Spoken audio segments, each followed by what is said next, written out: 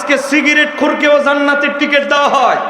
কথা কর, সুখ টান দিয়েছেন, নামাজ রোজা করতে পারেন নাই, কিন্তু সিল একটা মেরে দিবেন, আল্লাহ সব অতীতে মাফ করে আপনারা জান্নাতে ঢুকাই দিবে। কেউ আছে না?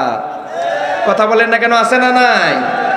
আয় বাবা, কিছু একটা উলট পালট পরে শব্দ একটা কে জানি আবিষ্কার করলো, স্লিপ টাং শব্দ একটা। এটা যে কে আবিষ্কার করছে তারে নোবেল পুরস্কার দেওয়া দরকার। কথা কন না কেন? ঠিক কিনা? আজকে ভুয়া জান্নাতের সার্টিফিকেট দেওয়া হচ্ছে। আজকে আমার যেই ভাইয়েরা আজকে যার কিতাব সবচেয়ে বেশি পড়েন, যার কিতাব পড়ে জান্নাতের সার্টিফিকেট দেওয়ার চেষ্টা করছেন, তার কিতাব খুলে দেখেন, তাফসির ইবনে কাসির, ইমাম ইবনে কাসিরের লেখা। এই তাফসিরের ভিতরে ইমাম ইবনে কাসির 750 বছর আগে কাদেরকে জান্নাতের সার্টিফিকেট দিয়েছেন, কারা জান্নাতি দলের অনুসারী। ইমাম ইবনে কাসির সূরা আলে ইমরানের 106 নম্বর আয়াতের ব্যাখ্যায় বলে, ইমাম ইবনে কাসির লেখে, হিনা তাবিয়াদ্দু উজুহুন, হাসরের ময়দানে যাদের চেহারা নূরানি হবে, একমাত্র যারা জান্নাতের টিকিট পাবে সেই দলের নাম কি?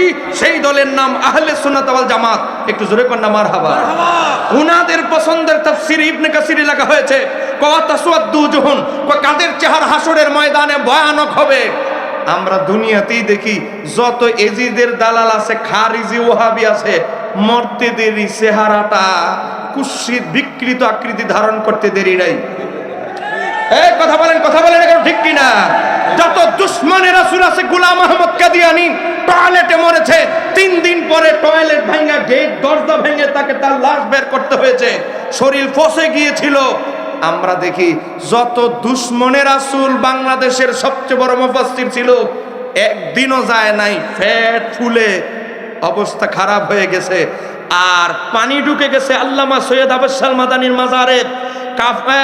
মাজারের সংস্করণের কাজ করবে আল্লামা ডক্টর মাহবুবুর রহমান সাহেব, চাঁদপুরের বাসী, তিনি উপস্থিত ছিলেন। আল্লামা আবু সুফিয়ান আল কাদরি তিনি উপস্থিত ছিলেন। আল্লামা আবদুল মাদানির মাজার শরীফে, রওজা শরীফে অনেকদিন পরে মাজারের কাজ সংস্করণ করা হয়েছিল, কিন্তু বাবা অনেক দিন পরেও ওনার সাথে লেগে থাকা কাপড়ের একটা সুতাও নষ্ট হয় নাই। চিৎকার দিয়ে বলতে হবে ঠিক কিনা? আমরা এমন ইমামের অনুসারী, কথা কন না কেন? ঠিক কিনা? আমার বাবারা ভাইরা, ইমাম ইবনে কাসির বলে, ওয়াতাসওয়াদ্দু উজুহুন, দুনিয়াতে যাদের চেক ফেসার মতো হয়ে যায়, আখেরাতে হাসরের ময়দানে যাদের চেহারা বিকৃত হয়ে যাবে, ফেসার মতো হবে, তারা কারা? ইমাম ইবনে কাসির বলে, তারা হচ্ছে আহলিল বিদআতি ওয়াল ফিরকাতি।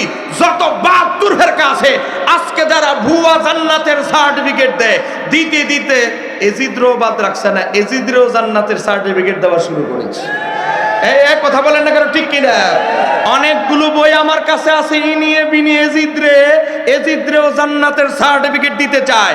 আর এদের ইমাম ইবনে কাসির লিখতেছে, যত 72 ফিরকার লোক আছে, তাদের চেহারা আমার আল্লাহ বিকৃতি করে দিবেন, তাদেরকে জাহান্নামের সার্টিফিকেট দিবেন। ইমাম ইবনে কাসির বলে, ক্বালাহু ইবনে আব্বাস রাদিয়াল্লাহু তাআলা আনহুমা, আমি জান্নাতের সার্টিফিকেট আমি ইমাম ইবনে কাসির দিচ্ছি না, একটা মাত্র দল যারা জান্নাতে যাবে তাদের জান্নাতের সার্টিফিকেট দিচ্ছে রাইসুল মুফাসসিরিন হযরত আব্দুল্লাহ ইবনে আব্বাস। একটু জোরে বলা যাবে কি মারহাবা? একটু জোরে বলতে হবে মারহাবা। সম্মানিত হাজিরিন, আপনারা বিরক্ত হচ্ছেন নাকি? আপনারা তো জানেন আমি একটু গরম, বুঝেন না? হ্যাঁ, একটু গরম টরম দেই, আবার মাঝে মাঝে এদেরকে বাতিলদের ব্রেন ঠিক করার জন্য ওষুধপত্র বাদাম টাদাম মাঝে মাঝে দেই। এই কথা বলে না কেন? ঠিক কিনা? সামনে আসতেছে শবে বরাত, শবে বরাতে আরেকটা বাহাস হতে যাচ্ছে শবে বরাত নিয়ে। আমি অদম শবে বরাতের পক্ষে। আপনারা আগেও যেভাবে 18 লক্ষ মানুষ দেখেছেন, শেয়ার করেছেন, কমেন্ট করেছেন, আমি অদমের পক্ষে। আমি মুফতি শহীদুল্লাহ বাহাদুর সেখানে আমি ব্যক্তি পরিচয়ে যাই নাই, আমি একটা পরিচয়ে গিয়েছি, আমি আহলে সুন্নাত ওয়াল জামাতের একজন নগণ্য কর্মী। কথা কন না কেন? ঠিক কিনা? আল্লামা বাহাদুর শাহ হুজুর এখানে আছে। আমি এই দরবারের সাথে সম্পৃক্ত কখনোই ছিলাম না। আমি আহলে সুন্নাত ওয়াল জামাতের ইখলাসের সাথে, আপনারা জানেন আমি বাহাস মুনাজারা করি, কিতাব লিখি। আমার বাবারা ভাইয়েরা, আমি হুজুর জানে, হুজুর আছে উপস্থিত প্রেজেন্ট। আমি আল্লামা আবদুল মাদানী রহমাতুল্লাহ আলাইহিকে একবার স্বপ্নে আমি জিয়ারত লাভ করি। জিয়ারত লাভ করার পরে আমি হুজুরকে বলি, উনি তো বাংলা উর্দু মিক্স কথা বলে, আমি হুজুরকে বললাম, হুজুর আমি আপনার জন্য কিছু কাজ করতে চাই, আপনার জন্য আমার কিছু কিতাব উৎসর্গ করতে চাই। এজন্য সহিউল বিহারীর প্রথম খণ্ড আমি হুজুরের জন্য উৎসর্গ করেছিলাম। তখন হুজুর বলেছিলেন, আমার বেটা বাহাদুর আছে, তার সাথে তুমি লিখা করো, দেখা করো। তারপরে গেয়ারবি শরীফের মাহফিল ছিল, এরপরে আমি হুজুরের মাজার জিয়ারত করে আমি বর্তমান হুজুরের সাথে দেখা করি। এই স্বপ্নের ব্যাখ্যা এই দ্বিতীয় কাউকে ব্যক্তিকে আপনাদেরকে বললাম, দ্বিতীয়ত এটা হুজুরের পরে এই প্রথম বললাম। আল্লামা আবেদ শাহ মাদানী রহমতুল্লাহ আলাইহি, আমরা তো এখন ইলমে জাহেরের মাধ্যমে বাহাস মুনাজারা করি। আল্লামা আবেদ শাহ মাদানীকে এমন ভাবে বাহাস মুনাজারা করেছেন, 3 বার বিষ দেওয়ার পরেও কিছু করতে পারে নাই। এক কথা বলেন না কেন, ঠিক কিনা? কারণ তার রক্তে আছে ইমাম হাসানের রক্ত, আর ইমাম হাসানকেও অসংখ্যবার বিষ দিয়েও সহজে কাবু করতে পারে নাই। কথা বলেন ঠিক কিনা? ইমাম সুয়ুতির তারিকুল খুলাফা ইমাম হাসানের জীবনীতে দেখবেন তার উত্তরসূরি আওলাদ। আমার বাবারা ভাইয়েরা, আজকে অবস্থা এমন হয়েছে, একদল লোক মাজার ভাঙার, তৌহিদি জনতার নাম দিয়ে মাজার ভাঙার হিরিক লেগেছে। এগুলো কি আমরা আগে দেখেছি? এই কথা বলেন, আমরা আগে দেখেছি? মাজার যদি শরীয়ত সম্মত না হয়, এটা সবার জন্য একরকম। কথা বলেন, আজকে যারা মাজার ঘুরিয়ে দাও, উল্টে দাও, 2 দিন আগে বলছে, 2 বছর আগে, এখন তারা আবার মাজার হেফাজতের জন্য বোর্ড আইতেছে, বুঝেন না? মাজার হেফাজতের জন্য আজকে বলেন না, মাজার তো আমরাও সমর্থন করি। কেউ বক্তব্য আছে না? কথা বলেন না, বক্তব্য আছে না? না, সোনারগাঁওয়ের ঘটনা কি ভুলে গেছেন নাকি? বক্তব্য আছে না নাই?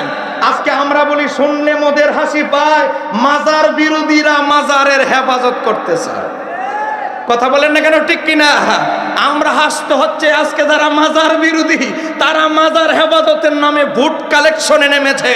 আজকে আপনাদেরকে শুধু 1 মিনিটে সময়, আমার 5 মিনিট, আপনাদেরকে আমি বেশি সময় বিরক্ত করব না, আপনাদেরকে একটু দেখাচ্ছি। আজকে আমরা নবীর রওজা মোবারক বললে, আল্লামা সৈয়দ আবেদ শাহ মাদানীর রওজা মোবারক বললে অ্যালার্জি খাইজানি আছে না নাই?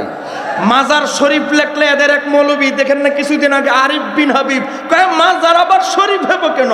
মাজারকে আবার শরীফ বলতে হবে কেন? একটু জোরে কন্যা নাউজুবিল্লাহ। নবীর রওজাকে, কবরকে রওজা বলতে হবে কেন? আমি আপনাদেরকে দেখাচ্ছি। এ আরিফ বিন হাবিব সাহেব, আপনার যদি কানের পাওয়ার ঠিক থাকে তো ভালো, চোখের পাওয়ার যদি ঠিক থাকে ভালো। চোখের পাওয়ার অসুবিধা হলে কচু শাক খান, ব্রেন ডাউনলোড হলে বেশি করে বাদাম খান। আপনাকে আমি দেখাচ্ছি, দেখেন আপনাদের বড় হুজুর, এই দেখেন এখানে অনেক আলেম ওলামা আছে। কেউ আপনারা দেখতেছেন নি আমার মোবাইল একটা ছবি? কাঁচা না পাকা? পাকা। কথা বলেন, কাঁচা না পাকা? পাকা। লিখতেছে মাজার মোবারক, আমরা লিখলে মাজার শরীফ অ্যালার্জি খাইজানি। আর এদের বড় হুজুরের সাইনবোর্ড মাজার মোবারক। কে? হুজ্জাতুল্লাহি ফিল আরদি, বাবা জমিনের বুকে আল্লাহর দলিল, ইমামুল আকবার, সব ইমামদের বড় ইমাম। আচ্ছা, মাওলানা কাসেম নানুতুবি কুদ্দিসা সিরহুল আজিজ, বাগে দারুল উলুম দেওবন্দ, ইন্তেকাল এত হিজরি। এখন আপনারা বলেন, আমাদের মাজারে শাহজালাল ইয়ামনির মাজার শরীফ লেখলেই খাজ্জানি, আর তোমাদের হুজুরের মাজার মোবারক আর উপরেরটা লেখলে কোনো খাজ্জানি দেখা যায় না। এইরকম খাজ্জানির ওষুধ কিন্তু আমাদের কাছে আছে। কথা বলে না কেন, ঠিক কিনা? নিজেদের হুজুরের মালা হলে মাজার শরীফ না মোবারক, আর আমাদের ইমামে রব্বানির মাজার শরীফ লেখলে যে আমরা ইমামে রব্বানির মাজার জিয়ারত করলাম, কমেন্ট একটা করে দেয়। কারণ এদের জিব্বার আগা ফতুয়া থাকে 3টা। 1 নম্বর শিরিক, 2 নম্বর বেদাত, একটু রেগে গেলে ফায়ার হলে সুন্নিদের উপরে মাজার ফুজারি। ডায়লগ 3টা দেখে চিনতে পারবেন হ্যাঁ কোন কোম্পানির মুরিদ হয়েছে। কথা বলেন না কেন, ঠিক কিনা? আজকে দেখেন, আজকে কুমিল্লায় যাবেন, কুমিল্লা গিয়ে একটা স্কুল পাবেন, ইবনে তাইমিয়া স্কুল অ্যান্ড কলেজ। কত ভালোবাসে বেচারা, ইবনে তাইমিয়ার নামে স্কুল অ্যান্ড কলেজ খুলে ফেলেছে। সে ইবনে তাইমিয়ার কবর দেখেন। আপনাদেরকে একদম ইউটিউব থেকে, এই দেখেন একদম মোবাইলে ছবি দিয়ে দিচ্ছি আপনাদেরকে, দেখেন আমার ইউটিউবার ভাইয়েরা, আপনারা মোবাইলে ছেড়ে দিবেন। এই দেখেন এখানে 3টা কবর, এক পাশে হলো ইমাম ইবনু কাসিরের মাজার, অপর পাশে ইবনে তাইমিয়ার কবর, অপর পাশে ইমাম ইবনু সালেহ, যিনি মুকদ্দমাত ইবনু সালেহ লিখেছেন, তার কবর, তার মাজার। তাহলে আপনারা বলেন ইবনে তাইমিয়ার কবর মার্বেল পাথর দিয়ে খোদাই করা, এতে বেদাত ফতুয়া নাই। উনার নামে স্কুল এন্ড কলেজ খোলা যায়, লাইব্রেরি দেওয়া যায়, প্রতিষ্ঠান বানানো যায়, এতে শিরিক বেদাত না। শাহজালাল ইয়ামানি ইমামে রব্বানি দরবার শরীফের মাজার ফাঁকা, এতেই শিরিকের খাজ্জানি শুরু হয়ে যায়। তোমাদের শিরিকের খাজ্জানি কোন পর্যন্ত গিয়ে ঠেকেছে আমরা তা জানি। চিৎকার দিয়ে বলতে হবে ঠিক কিনা, আর একটু জোরে বলতে হবে ঠিক কিনা। আমার বাবার ভাইয়েরা, আজকে লেখা নাই, পড়া নাই, আজকে এলেম কালামের কোনো খবর নাই, আজকে সারা জীবন সিগারেট খোর, নামাজ রোজা পড়ে নাই, হেরাও জান্নাতে ঢুকে দেওয়ার চেষ্টা করতেছে। এক কথা বলেন, এরা আমার নবী বলেছে, তিরমিজি 2641 নম্বর হাদিস, তিরমিজি 2641 নম্বর হাদিস, আমার নবী বলে, আজকে আমি একটা তথ্য দিয়ে যাচ্ছি, এইটা অনেক আলেমরাই জানেন না, আমি আলেমদেরকে বলছি, এই তথ্যটা আপনারা নোট করে নেবেন। আমরা একটা হাদিস সব সময় পড়েছি, হাদিসটা কি আমার নবী বলেছে, বনি ইসরাইল 72 দলে বিভক্ত হয়েছে, আমার উম্মত 73 দলে বিভক্ত হবে, কুল্লুহুম ফিন্নার, সব দলই যাবে জাহান্নামে, ইল্লা মিল্লাতান ওয়াহিদাতান, তবে একটা দল ছাড়া। সাহাবীরা প্রশ্ন করলে সেই দলটা কোনটা? নবী বলেছেন সেই দলের আলামত হচ্ছে মা আনা আলাইহি ওয়া আসহাবি। কিন্তু আমি হাদিসটা গবেষণা করে যত হাদিসের কিতাবে এসেছে সব জায়গা থেকে রিচার্জ করতে করতে করতে করতে এই হাদিসের একটা তথ্য বের করেছি। এই হাদিসের শেষের অংশ ইমাম আবু লাইস সামারকান্দি 373 হিজরিতে তিনি লিখতেছে, ক্বালু, সাহাবীরা বলে, ইয়া রাসূলুল্লাহ মাহাযিহিল ওয়াহিদাতু, একমাত্র দল কোনটা? ক্বাল, আমার নবী বললেন, আহলুস সুন্নাতি ওয়াল জামাতি, একমাত্র জান্নাতি দল আহলে সুন্নাত ওয়াল জামাত, আল্লাযীনা আনা আলাইহি ওয়া আসহাবি, যেই দলের উপর আমি নবী আমার সাহাবীরা প্রতিষ্ঠিত থাকবে। একটু জোরে কন্যা সুবহানাল্লাহ। আমার কওমি ভাইরা, আহলে হাদিস জামাত ইসলামের ভাইরা, একটু পড়েন তাফসীরে সামারকান্দি, খণ্ড নম্বর 1, পৃষ্ঠা নম্বর 456, দারু ইহওয়াউত তুরাসুল আরবি বৈরুত লেবানন থেকে ছাপা, আর দারুল কুতুব ইলমিয়ার ছাপা, প্রথম খণ্ড 492 পৃষ্ঠা। আমার নবীর নূরানি জবানে জান্নাতের টিকিট দেওয়া হয়েছে একটা দলকে, আর সেই দলের নাম আহলে সুন্নাত।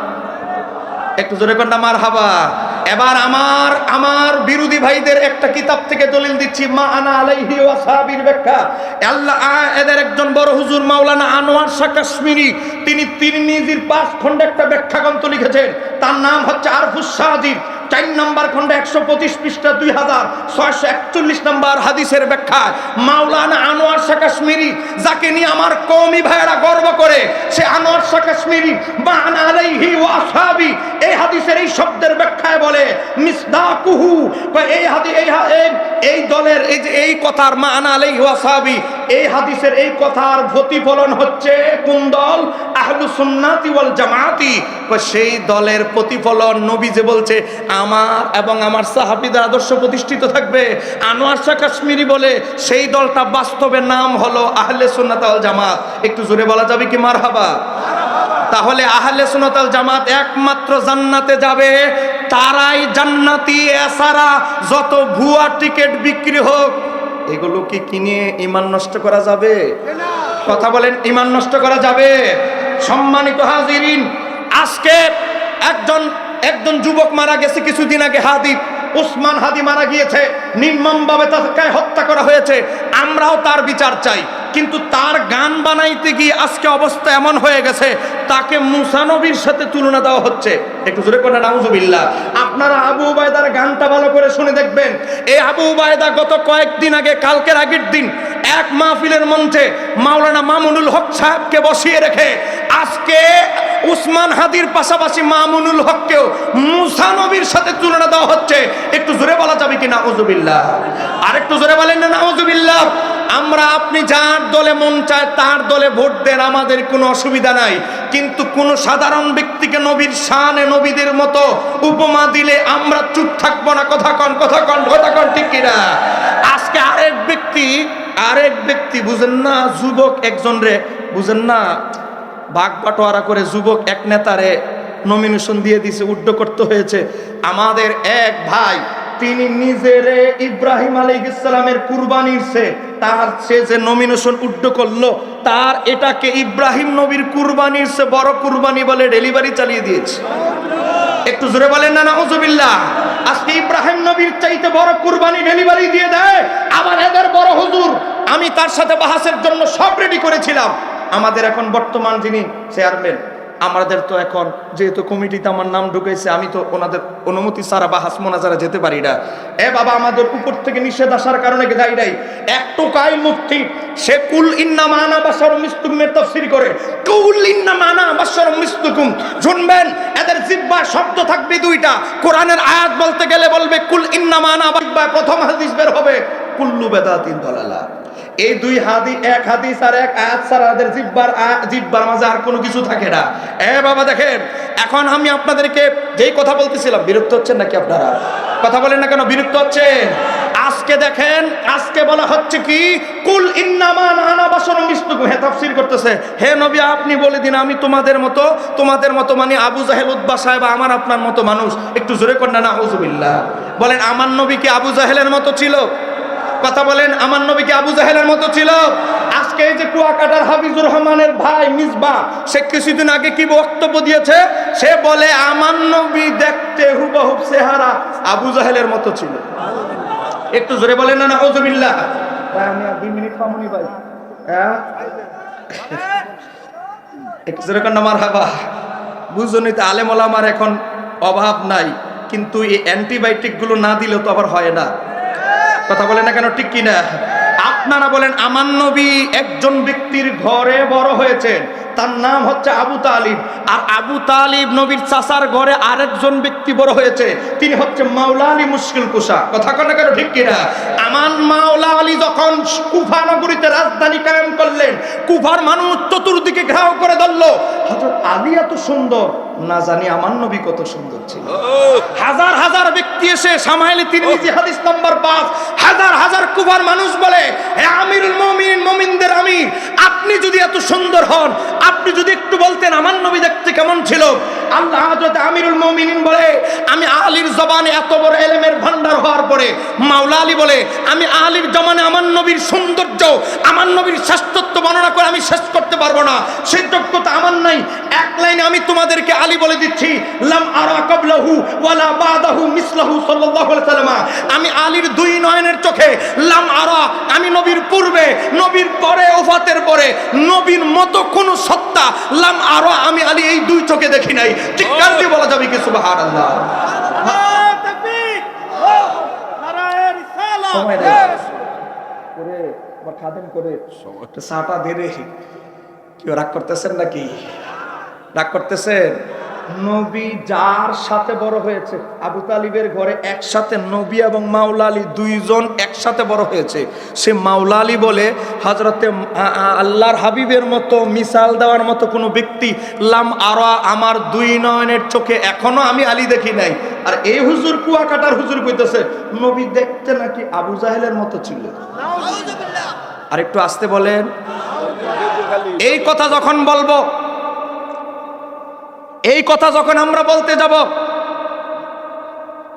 ছেলেটা খুব পড়ে যাবে, ফেলে দিতে বলে। এই কথা যখন আমরা বলবো, এই হাদিস কোথায় এসেছে? শামাইলে তিরমিজি হাদিস নাম্বার 5। এই শামাইলে তিরমিজি আমাদের বুঝেন না, বিরোধী ভাইরা খুব ডিসকাউন্টে, আমি অবাক।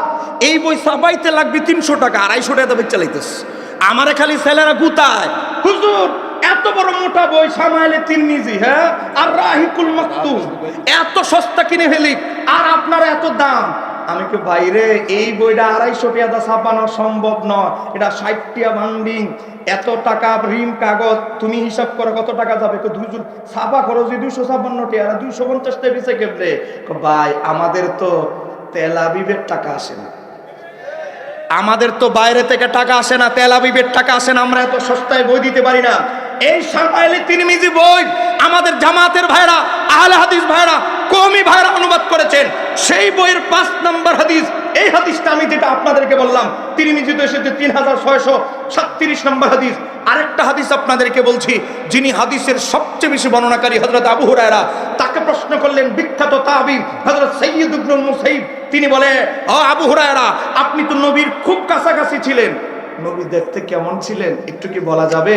হযরতে আবু হুরায়রা রাদিয়াল্লাহু তাআলা তিনি বলেন, ওয়ালাম আরা ক্বাবলাহু মিসলাহু ওয়ালা বাদাহু। আমি আবু হুরায়রা, আমি 60 হিজরি পর্যন্ত বেঁচে আছি, আমি বলছি ওয়ালাম আরা নবীর পূর্বে, নবীর ওফাতের পর এখনো পর্যন্ত ওয়ালাম আরা, আমি নবীর মতো কোন সত্তা আমি দুই চোখে এখনো দেখি নাই। আর 1500 বছর পরে আইসে কয় নবী আবু জাহেলের মতো দেখতেছি। এই স্লোগান হবে না, স্লোগান হবে না। আর আমার হাতে সময় আছে 2-2.5 মিনিট, কারণ একটু গরম বক্তব্য বাহির হয়ে গেছে। এই হাদিসটি এসেছে ইমাম বাইহাকির দালাইলুন নবুওয়াত প্রথম খণ্ড 206 পৃষ্ঠা, দারুল হাদিস কায়রো মিশরের ছাপা। যেহেতু মিডিয়া রেকর্ড হচ্ছে, দলিল না বলে দিলে তো বুঝেন না, এরা তো উৎপেতে আছে খতিয়ান টতিয়ান দেখার জন্য, এজন্য খতিয়ান টতিয়ান একটু বলতে হয়। আপনাদেরকে আমি একটা ওয়াকিয়া বলছি, 1 মিনিটে একটা ওয়াকিয়া বলছি। নবীর বিদায় হজে 1.25 লক্ষ সাহাবী আল্লাহর হাবিবের সাথে হজ করেছে। হামাদান, বর্তমানের যে ইরানে যে ষড়যন্ত্র চলছে, এই ইরানের একটা বড় শহরের নাম চাঁদপুর সদর কি শহর, একটা বড় শহর হামাদানে লিস্ট করা হচ্ছে, কে কে হজে যাবে তালিকা করা হচ্ছে। 97 বছরের এক মহিলা বলে, কিরে আমার ছেলেরা, আমার বয়স 100 হয়েছে, দেখে কি হয়েছে, আমি কি নবীরে দেখতে পারবো না? তালিকার মাঝে আমার নাম নাই কেন? আম্মা, তোমার 100 বছর বয়স, উটের জাকিনি আর ঘোড়ার জাকিনিতে তুমি রাস্তাত মরে যাবা, তোমার রাস্তাত কবর দিতে হবে। মা বলে, মরলে রাস্তায় মরবো, তাও তো রাসূলকে দেখতে গিয়ে মরেছি বলতে পারবো।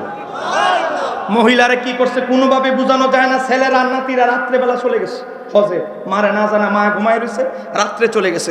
সকালবেলা দেখে ছেলেরা নাতিরা হজে চলে গেছে, বিদায় হজে। উনাকে ফেলে তিনি বিলাপ করা শুরু করলেন, আমার ছেলেরা, ও আমার নাতিরা, আমাকে কেন লুকায়া তোমরা চলে গেলা? আমি তো শুধু নবীরই দেখতে চেয়েছিলাম একবার। কানতে কানতে মহিলা থেমে গেল, থেমে গিয়ে কানের জিনিসগুলো খুললো, গলার জিনিসগুলো খুললো, হাতের বালাগুলো খুললো, খুলে এগুলোকে বাজারে বিক্রি করলো। অল্প কিছু টাকা নিজের কাছে রেখে সব টাকা 2 জন সৈন্য ভাড়া করলো, পালোয়ান যোদ্ধা। এই তোমাদের 2 জনের এই সবগুলো টাকা, এত টাকা কিসের জন্য? আমাকে মক্কায় পৌঁছায় দিবা রাসূলুল্লাহর দরবারে, রাস্তায় যদি মারা যায় কবর দিয়ে দিবা, কাফনের কাপড় সাথে আছে, আর জীবিত থাকলে শুধু রাসূলুল্লাহর দরবারে আমাকে পৌঁছায় দিবা। রওনা দিয়েছে, ছেলেরা জানতে পারছে মা আবার আসতেছে, মা লোক ভাড়া করে আসতেছে। ছেলেরা কান্না জড়িত কণ্ঠে নবীর সামনে ওই মহিলাকে, ওই 97 বছরের বৃদ্ধা মহিলাকে নবীর সামনে পেশ করা হলো। ওই মহিলা আল্লাহর হাবিবকে দেখে আনন্দে ভরে গেল। আমার নবী মা আয়েশাকে বললেন, হে আমার 9 জন বিবি, তোমাদেরকে আমি রাসূলুল্লাহ হুকুম দিচ্ছি, সমস্ত দুনিয়ার মুমিন নারীরা তোমাদের খেদমত করে, আমি রাসূল হুকুম দিচ্ছি, এ আমার উম্মাহাতুল মুমিনিনরা, আমার বিবিরা, তোমরা 9 জনে মিলে এই মহিষী মহিলার খেদমত করো। সমস্ত মুসলিম নারীরা তোমাদের খেদমত করে, আর তোমরা এই মহিলার খেদমত করো। রাসূলুল্লাহর কাছাকাছি থেকে হজ সম্পূর্ণ করলেন। নিজের দেশে যখন যাবে বলে, ইয়া রাসূলুল্লাহ, আমি আর আমার দেশে যাব না, কারণ রাস্তাঘাটের যে অবস্থা, আমি রাস্তায় মরে যাব, রাস্তায় মরার চেয়ে মক্কায় মরলে ভালো হবে। আমার নবী বললেন, তুমি এত তাড়াতাড়ি মরবে না, তোমার হায়াত আরো 5 বছর বাকি আছে। ঠিকই মহিলা মারা গেল না, শহরে গেল। হাজার হাজার নারীরা একত্রিত হয়ে বলল, ও সৌভাগ্যবতী মহিলা, আল্লাহর হাবিবের বিবিরা আপনার খেদমত করেছে, নবীর পাশে থেকে আপনি হজ করেছেন, আমরা তো যাইতারি নাই স্বামী সংসার ফেলে, আপনি কি বলবেন রাসূলুল্লাহ দেখতে কেমন ছিল? ওই মহিলা বলে, আমি মূর্খ মানুষ, আমার এত জ্ঞান নাই, আমি নবীর সৌন্দর্য কিভাবে বর্ণনা করব, এত জ্ঞান তো আমার নাই। তবে আমি এক লাইনে তোমাদেরকে বলছি, কাল কমারি লাইলাতুল বদরি, আমার নবী পূর্ণিমার চাঁদের চাইতে বেশি সুন্দর। লাম আরা ক্বাবলাহু ওয়ালা বাদাহু মিসলাহু, আমার বয়স 97, আমি আল্লাহর হাবিবের 30 বছরের অধিক আগে দুনিয়াতে এসেছি, আমি রাসূলুল্লাহর মতো ব্যক্তি এখনো দেখি নাই, রাসূলুল্লাহর পরেও রাসূলুল্লাহর মতো কোনো ব্যক্তি আমি দেখবো না। চিৎকার দিয়ে বলা যাবে কি সুবহানাল্লাহ। ইমাম বাইহাকি দালাইলুন নবুওয়াত প্রথম খণ্ড 199 পৃষ্ঠা। আপনারা বলেন, নবীরে যারা কাছ থেকে দেখলো তারা বলে নবীর মতো কেউ দুনিয়াতে, কথা বলে নবীর মতো দুনিয়াতে কেউ? একটা বর্ণনা আছে, একটা বর্ণনা খাস 2 ব্যক্তির শানে। তিরমিজির হাদিসে হযরত আনাস ইবনে মালিক বলে, নাভি থেকে উপর পর্যন্ত নবীর সাথে একজন ব্যক্তির সাথে মিলতো, তিনি হচ্ছে ইমাম হাসান। নাভি থেকে নিচের অংশ নবীর একজনের সাথে মিলতো, তিনি হচ্ছে ইমাম হুসাইন। এটা বললে তো হুজুর মানতাম। এখন হুজুর যে ডাইরেক্ট আবু জাহেলের সাথে তুলনা দেয়, জানি না আবু জাহেল কোম্পানির সাথে এদের যোগাযোগও থাকতে পারে। এই কথা বলে না কেন, ঠিক কিনা? আমার বাবার ভাইরা রাগ করতেছেন নাকি? এই কথাগুলো আমাদের জানা দরকার, কারণ আল্লামা আবেদ সালমাদানি রহমাতুল্লাহ আলাইহি উনার বাহাস মুনাজারাগুলো দেখলে দেখবেন ইলিয়াসের তাবলীগ জামাত থেকে শুরু করে যত বাতিল ফেরকা ছিল তাদের বিরুদ্ধে তিনি তাজদিদি কাজ করে মুজাদ্দিদ লকব পেয়েছেন। কথা কোন ঠিক কিনা? আল্লামা আবেশাল মাদানী এমন একজন সত্তা যিনি নিজে নিজে এই বাংলায় আসেন নাই, যাকে আল্লাহর হাবিবের হুকুমে আল্লাহর হাবিবের হুকুম পত্র পেয়ে বাংলার জমিনে তাজদিদি কাজ করতে এসেছেন। ঠিক কারদি বলতে হবে ঠিক কিনা? আরে এখন আনা কত বক্তা, কত দরবার, কত কি, এক সময় বাহাস শব্দটা আসলে আল্লামা সৈয়দ আবেশাল মাদানীর নামটা সবার আগে টপ লিস্টে তালিকায় থাকতো। কথা বলেন ঠিক কিনা? আজকে চট্টগ্রাম সহ এই বছর আমি 51টা জেলা মাহফিল নিয়েছি, 51।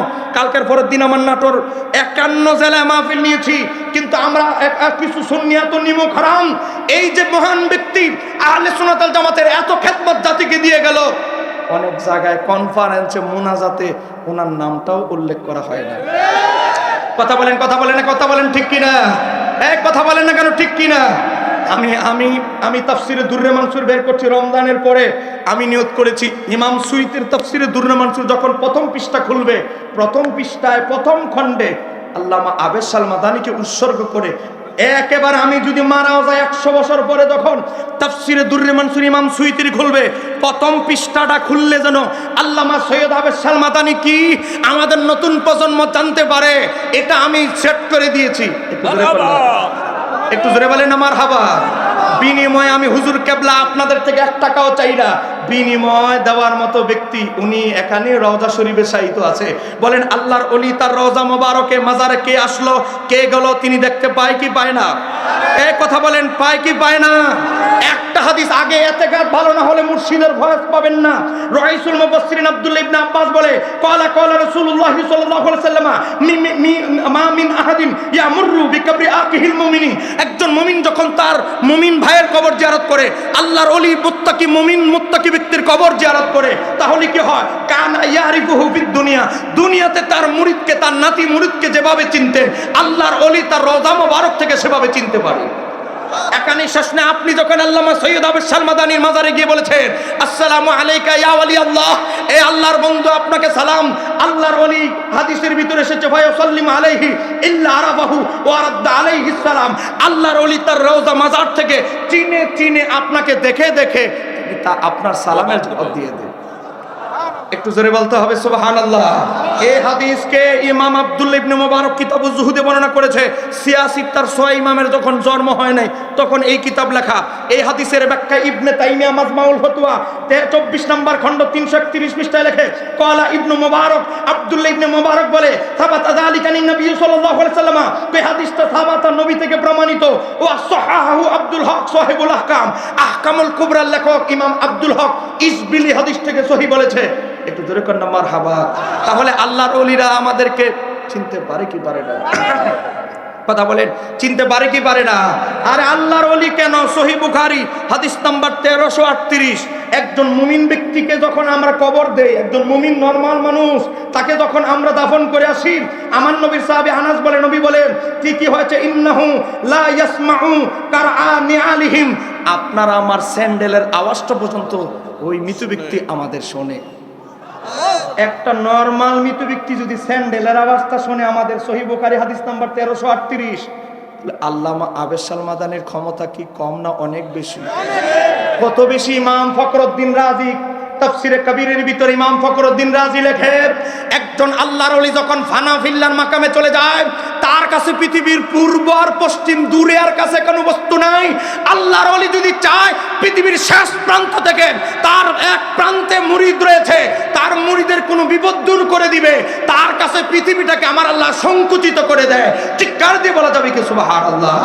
আমার বাবারা ভাই, আল্লামা কাজী সানাউল্লাহ পানিপতি তাফসিরে মাজহারের ভিতরে লেখে, তিনি বলে একজন আল্লাহর ওলি ইন্তেকালের পর আমার আল্লাহ তার রুহানি পাওয়ার 70 গুণ বাড়ায়া দেয়।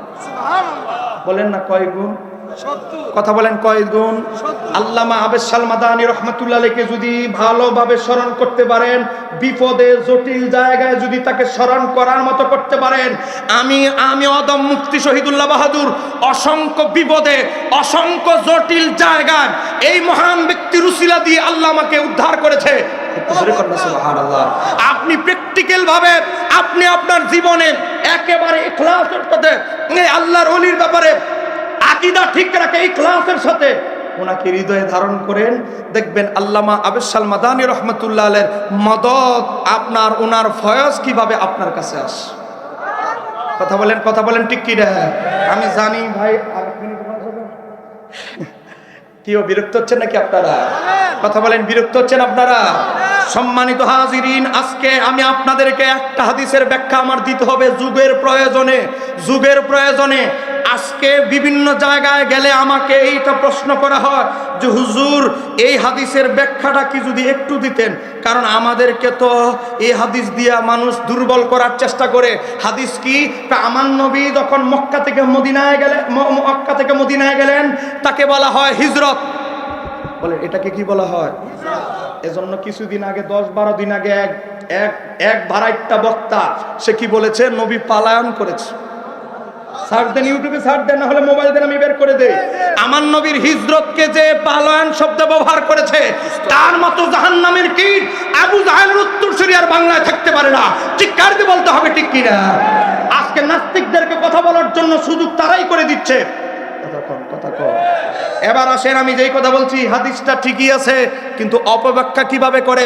হাদিস সহিহ মুসলিম হাদিস নাম্বার 969। আমার নবী আলীকে বললেন, আলী এই যে কবরগুলো দেখতেছো সব কবরগুলো ভেঙে পাউডারের মতো সমান, জমিনের মতো সমান করে দাও। আর আমার ভাইরা দলিল ফেলেছে, দেখো মাজার যত উঁচা আছে সব ভেঙে পাউডার বানাইতে হবে। এটাই আমার নবী আলীকে নির্দেশ দিয়েছিলেন। এবার আসেন, আমরা বলবো তুমি যেই কিতাব থেকে দলিল দিছো সহিহ মুসলিম, সেই ইমাম মুসলিমের মাজারটাই ফাঁকা। কথা কও। তুমি যেই বর্ণনাকারী হযরত আলী থেকে দলিল দিছো হযরত আলীর মাজারটাই ফাঁকা। সাবাবাজি টিকলো নেই। আচ্ছা, এবার আসি, কেউ রাগ করতেছেন নাকি আপনারা? আরে আপনি তো জানেন আমি তো মানুষ ছোট কিন্তু বড় খেলোয়াড়। এই বাতিলদের জন্য আমি এমন ভাবে, এরা কি দলিলগুলো দিতে পারে, এগুলো আমাদের গুলো দলিলের চেয়ে তাদের দলিলটা আমি একটু বেশি পড়ি। এজন্য আমার বাসায় গেলে সুন্নি বইয়ের চেয়ে ওয়াহাবি বই বেশি পাবে। আমার বাসায় দাওয়াত রইল, গিয়ে দেখবেন 80 থেকে 82 হাজার টাকা শুধু ওই বাতিলদের বই। কারণ তাদের বই না পড়লে তাদের ঘুমোর ফাঁস তো জানা যাবে না। কথা বলেন না কেন ঠিক কিনা? সময় নাই, আমি ভাই থেকে সময় চেয়ে নিয়েছি। এই হাদিসের ব্যাখ্যা কি? হাদিস ভিন্ন সনদে এভাবে এসেছে। কিভাবে এসেছে? সহিহ বুখারী হাদিস নাম্বার 428। ফাআমারা রাসূলুল্লাহ সাল্লাল্লাহু আলাইহি ওয়াসাল্লাম, আমার নবী যে আদেশটা করেছিলেন বিকুবুরিল মুশরিকিনা ফানুবিশা, আমার নবী যাদের কবর ভেঙে ফেলতে আদেশ করেছিলেন সেই কবরগুলো ছিল বিকুবুরিল মুশরিকিন, মুশরিকদের কবর। খুলে দেখো সহিহ বুখারী হাদিস নাম্বার 428, হাদিস নাম্বার 1667, হাদিস নাম্বার সহিহ মুসলিম 524। একটু ভালো করে দেখো, চোখে না দেখলে কুসু সাক্ষাও। কথা কন ঠিক কিনা? এবার আসেন, এই হাদিসের ব্যাখ্যা কি? এই হাদিসের ব্যাখ্যা আজ থেকে প্রায় 650 বছর আগে ইমাম ইবনে হাজার আসকালানি বুখারীর ব্যাখ্যায় ফাথুল বারীতে লেখে, খণ্ড নম্বর 1 পৃষ্ঠা নম্বর 525 এই কিতাবে বলে, কয়লা বায়দা বিহু আল্লামা কাজী নসরুদ্দিন বাজাবি বলেন, লাম্মা কানাতিল ইয়াহুদু ওয়ান নাসারা ইয়াসজুদুনা লিকুবুরিল আনবিয়াই তাজিমান। ইহুদি নাসারারা তাদের পূর্বপুরুষ আম্বিয়ায়ে কেরামদের মাজারকে সামনে রেখে সেজদা দিত। তারপরে ওই আজআলুনাহা কিবলাতান, কিবলা বানায় নামাজ পড়তো। এরপরে কি করত? ও আত্তাকাযাহু আওসানান, দেব-দেবীর মতো পূজা শুরু করে দিয়েছে। ও মানা লানাহুম, আমার নবী তাদেরকে অভিসম্পাত করেছেন। ও মানা মুসলিমিনা আন মিসলি যালিকা, আর মুসলমানদেরকে বলছে এত বিশাল বড় ওসা করে তাদের মতো কেবলা বানায় কবর রে নামাজ পড়বে না। এটা আমাদের সংস্কৃতি নয়। ওই হাদিস মুশরিকদের কবরের হাদিস এনে লাগাই দিছে কোথায়? আজকে ওলি আল্লাহর মাজারে। আপনি তারে বলবেন, আমাদের একজন মুফতি শহীদুল্লাহ বাহাদুর 5 লাখ টাকা পুরস্কারের ঘোষণা দিয়েছে। হযরত আলী কোন সাহাবীর মাজারটা ভাঙছে, সে সাহাবীর নামের তালিকাটা খালি দিল, 5 লাখ টাকা পুরস্কার দিয়ে লইব। করতে পারবেন আমার পক্ষ থেকে? 5 লাখ টাকা চিন্তা করতেছেন? 1 মাসের কামাই, 1 মাসও না 20 দিনের কামাই দিলাম। আপনাকে রাগ করতেছেন নাকি? আমি যদি আমার শুধু হাসিমি ভাইয়ের সাথে, আবুল হাসান মিয়াজি ভাইয়ের সাথে শুধু সারা বছর বেড়াইও, আমার অ্যাকাউন্টে 5 লাখ ঢুকে যাবে। কারণ বই ছাপাই দিছি, চলতেছে, অনলাইনে বুঝ চলতেছে সারা দেশে। আপনাদের দোয়ায় এই বছর আমরা হিসাব করে দেখেছি 100-র উপরে কান্ট্রিতে সুন্নিয়তের এই বইগুলো পাঠাইতে পেরেছি আমরা। একটু জোরে বলেন আলহামদুলিল্লাহ। 100 রাষ্ট্রে আলহামদুলিল্লাহ আমি অদম। আল্লাহ রিয়া থেকে অহংকার থেকে হেফাজত করো। বাবা 100-র উপরে রাষ্ট্রে আমরা এই বইগুলো পুছাতে পেরেছি, এটাই সার্থকতা। টাকা কবরে নিয়ে যাব না। আমি আপনাদেরকে বলছি, তাদেরকে বলবেন হযরত আলী যদি মাজার ভেঙে থাকে, কোন কোন সাহাবীর মাজারটা বানাইছে এটা তালিকাটা দিয়ে দেন, আমরা আর আপনাদের দলে চলে যাব, কোনো অসুবিধা নাই, খালি তালিকাটা দিয়ে দিবেন। এবার আসেন এদের বড় হুজুর ইবনুল কাইয়্যিম জাওজি নবীর 4 খণ্ডের উপরে জীবনী কিতাব লিখেছে। এই বই কেরাওয়াতটা দিয়ে আমার আলোচনা শেষ। সে কিতাবের নাম হচ্ছে জাদুল মাদ, লিখেছেন ইবনুল কাইয়্যিম জাওজি। জাদুল মাদের ভিতরে ইবনুল কাইয়্যিম জাওজি মসজিদে নববী নির্মাণের ঘটনায় লেখে। এই হযরত আলীর হাদিসের প্রেক্ষাপট লিখতে গিয়ে ইবনে তাইমিয়ার ছাত্র ইবনুল কাইয়্যিম জাওজি লেখে, নবী যখন মক্কা থেকে মদিনায় গেলেন, যাওয়ার পরে হযরতে আবু আইয়ুব আনসারী বাড়িতে উঠলেন। আবু আইয়ুব আনসারী লম্বা এক পুরনো দিনের সিটি বের করলেন। এটা কার সিটি? ইয়া রাসূলুল্লাহ, আমার দাদার বাবা, তিনি ছিলেন একটা রোমান সম্রাট, ইয়াসরিব মদিনা দিয়ে যাচ্ছিল, ইহুদি একজন আলেম ছিল। সে বলল, আপনি কি জানেন এটা কোন শহর সম্রাট? এটা কোন শহর? এটা হচ্ছে ইয়াসরিব, সামনে এটার নাম হবে মদিনাতুল মুনাওয়ারা। এই জায়গায় নবী হিজরত করবে, আখিরি নবী নবীল উম্মি, এই জায়গায় ওনার রওজা হবে। একটু জোরে করেন না মারহাবা। এই খ্রিস্টান সম্রাট বলে, ইহুদি আলেম, কোনোভাবে কি আমরা তার জমানা পাবো? না, আমার ছেলে পেতে পারে, তাও জানি না। আমার কিছু হৃদয়ের কথা যদি ওনাকে বলতে পারতাম। বলার একটা রাস্তা আছে। রাস্তাটা কি? রাস্তা হলো একটা চিঠি লেখেন দামি পেপারে, দামি কালি দিয়ে, যা সহজে নষ্ট হবে না। চিঠি লেখার পরে অনেক সম্পদ কিনে ছেলেরে রেখে দিল। কে? আবু আইয়ুব আনসারী দাদা, তাকে রেখে গেল। আমার ছেলে, তুমি যদি আখিরি নবীর সাথে সাক্ষাৎ হয় আমার চিঠিটা দিবে, তোমার সাথে যদি দেখা না হয় তোমার ছেলে আমার নাতির সাথে দেখা হলে তাকে দিবে, অথবা তার ছেলেকে বলবে। আবু আইয়ুব আনসারী বলে, ইয়া রাসূলুল্লাহ, চিঠি এখন আমার কাছে বর্তমান আসছে, আমার দাদার বাবা চিঠি দিয়ে লিখে গেছে আপনার যতটুকু জায়গা প্রয়োজন বাসস্থানের জন্য আপনাকে হাদিয়া দিতে, এই জায়গাটা আপনার জন্য ঠিক করেছি। এই জায়গা আমার নবী তার বিবিদের জন্য থাকার ব্যবস্থা করলেন। আমার নবী বললেন, মসজিদে নববী নির্মাণ করবার পাশের জায়গাটাও আমার দরকার। আবু আইয়ুব আনসারী বলে, ইয়া রাসূলুল্লাহ, পাশের জায়গাটা তো আমার না। কার পাশের জায়গাটা? এখন বর্তমানে যে মসজিদে নববী, এখন যে নবীর রওজা, যে মসজিদে নববী, এই জায়গার কথা বলছি। এই পাশের জায়গাটা কার? দুইটা এতিম বাচ্চার, একজনের নাম সাহল, আরেকজনের নাম সুহাইল, দুইজন এতিম বাচ্চার জায়গা। তারাও মুসলমান হয়েছে। আমার নবী বলে, তাদেরকে ডাকো, তাদের চাচাকে ডাকো, অভিভাবককে ডাকলো। আমার ছোট শিশু 2 উম্মত, তোমরা বলো তো, এই জায়গাটা আল্লাহর ঘর মসজিদের জন্য নির্মাণের জন্য আমি ক্রয় করতে চাই, বলো তো তোমরা কত দিনার হলে বিক্রি করবে? সাহল এবং সুহাইল বলে, ইয়া রাসূলুল্লাহ, আমাদের বয়স 10-9 হতে পারে, কিন্তু আমাদের বুঝ জ্ঞান আছে। আমরা আল্লাহর হাবিবের জন্য আমরা 2 ভাই সজ্ঞানে এই জায়গাটা হাদিয়া দিয়ে দিলাম। আল্লাহর হাবিব বলেন, আমি হাদিয়া তোমরা বলেছো, আমি পেয়েছি, কিন্তু নেওয়া যাবে না। কেন ইয়া রাসূলুল্লাহ? তোমরা এখনো ছোট, আমি যদি তোমাদের জায়গা নেই, ইহুদিরা মুনাফিকরা বলবে, কেমন নবী আসতে দেরি এতিমের জায়গা দখল করে ফেলছে, আমি কিনে নিব। বলো বাজার মূল্য কত? চাচা বললেন 10 দিনার। ঠিক আছে, 10 দিনার দিয়ে ক্রয় করে এখন এই জায়গার ভিতরে পড়ে গেছে কিছু উঁচু উঁচু কবর, ইহুদি নাসারাদের কবর। আমার নবী আলীকে বললেন, আলী, এই জায়গা তো এখন মসজিদে নববী হবে, এখন তো এই জায়গাটার মালিক আমি রাসূলুল্লাহ, এজন্য এই মসজিদকে বলা হয় মসজিদি নবীর মসজিদ। এই জায়গায় যতগুলো কবর আছে, যেহেতু এটা আমার সম্পদ, সব কবর ভেঙে ফেলো। আর মসজিদে নববীর এরিয়ার যত কবর ভাঙছে, ওই কবরের হাদিস এনে লাগাই দিতেছে শাহজালালের মাজার, শাহপরানের মাজার। এখন আপনারা বলেন, ইসলামের অপব্যাখ্যাকারী কি আমরা না তারা? বলেন না কেন আমরা না তারা? ইসলামের অপব্যাখ্যা করছে তারা, আর আমাদের উপরে ছাপায়া দেয়। আল্লাহ এই ষড়যন্ত্রকারী ব্যক্তিদের থেকে আমাদের ঈমান আমল হেফাজত করুন। একটু জোরে বলেন আমিন। আপনাদেরকে 20 সেকেন্ডে ঘোষণা দিচ্ছে, আমার লিখিত, আপনারা জানেন প্রায় 42টার মতো বই আছে। আমার এক সেট বইয়ের দাম 11,700 টাকা, A to Z সব বই। একটা বই আপনাদের বাচ্চার জন্য, মহিলাদের জন্য একেবারে হাদিয়া হিসেবে তাদেরকে দিবেন। সহজ পদ্ধতিতে সহি নামাজ শিক্ষা।